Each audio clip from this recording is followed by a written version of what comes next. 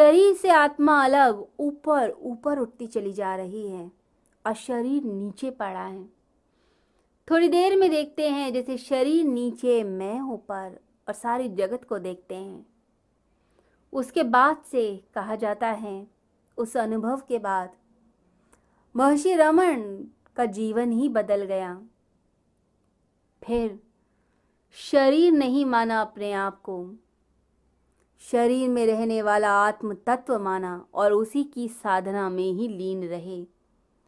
तो जब तक वह अनुभव नहीं आता तब तक आप शरीर को ही अपना समझते हैं कि ये मैं ही हूँ, ये शरीर अलग नहीं, ये मैं ही हूँ। और जब अनुभव आता है तो सभी मृत्यु बस शरीर का बदलना हो जाता है। जैसे वस्त्र बदले जाते हैं, बिल्कुल ऐसे ही शरीर बदल दिया। फिर न सुख न फिर दुख, न फिर सफलता न असफलता, फिर सभी इच्छाएं छूट जाती हैं। परंतु अनुभव आना जरूरी है, आध्यात्मिक अनुभव, और वो आता है साधना से, आता है तपस्या से। प्रयोग किया कीजिए अपने ऊपर। जब चलते हैं तो प्रयोग करें कि ये शरीर चलता है, मैं नहीं। ये आत्मा अचल है, स्थिर है, ये कभी नहीं चलती। ये शरीर गति पाता है, चलता है। तो एक एक कदम आप बढ़ाते हैं तो महसूस करें ये शरीर चल रहा है, मैं नहीं, मैं स्थिर। जैसे कार चलती है और कार में बैठने वाला तो स्थिर है, कार चलती है, आप अंदर नहीं चलते, आप बैठे हैं। ऐसे ही आत्मा अंदर स्थिर है, शरीर चलता है। जब सांसें आए, श्वास आए, तो महसूस कीजिए कि एक श्वास आती है और बाहर जाती है, परंतु एक श्वास दूसरी श्वास को नहीं देख सकती, ये असंभव है। श्वास श्वास को नहीं देखती, यानी श्वास को देखने वाला कोई और है। इसे भगवान बुद्ध ने श्वासों पर प्रयोग कराए। कुछ ना करो, चुपचाप बस सांसों को देखो कि सांस आती है, जाती है, और सांस के साथ मैं भी आता हूं और मैं भी जाता हूं। साक्षी भाव का अनुभव करें, आंखें बंद करके अपने विचारों को आते जाते देखें।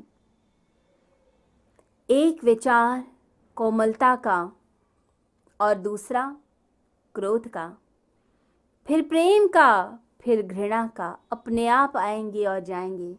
जैसे समुद्र में लहरें उठती हैं और फिर नीचे गिर जाती हैं, ऐसे ही विचार उठेंगे और फिर नीचे बैठते जाएंगे। तो अनुभव करें, साक्षी भाव का अभ्यास करें, क्योंकि अध्यात्म और धर्म सिर्फ थ्योरी नहीं है, ये प्रैक्टिकल है, प्रयोग में लाने वाली चीज़ें हैं। तो साक्षी भाव का अनुभव करें, देखें क्या हो रहा है। एक विचार दूसरे विचार को नहीं देखता, तो जो विचारों को देखता है वो विचारों के भी पार हैं, शरीर के पार है, श्वासों के पार है, वह आत्म तत्व है। यह ज्ञान आपको खुद अनुभव से आएगा, तो इसका प्रयास कीजिए। तो भगवान कहते हैं, शरीर के लिए शोक मत कर, आत्मा न मरती है, न आत्मा जन्म लेती है। वस्त्रों को जैसे बदला जाता है, ऐसे ही आत्मा शरीरों को ग्रहण करती है, शरीरों को धारण करती है। ना ये मरती है, ना जन्म लेती है।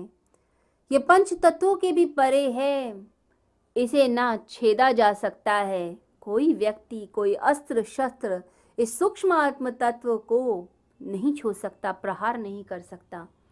जैसे कुल्हाड़ी छोटे से किसी एटम को तोड़ नहीं सकती, उसी प्रकार से इतना छोटा सूक्ष्म आत्म तत्व है, इसको कोई शस्त्र भेद नहीं सकता। अग्नि इसको जला नहीं सकती, वायु सुखा नहीं सकती, इसको जल गीला नहीं कर सकता। पंच तत्वों के पार है आत्मा।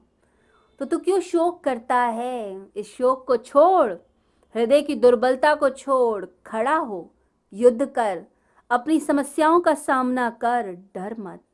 ये भगवान श्री कृष्ण गीता में मनुष्य को समझाते हैं।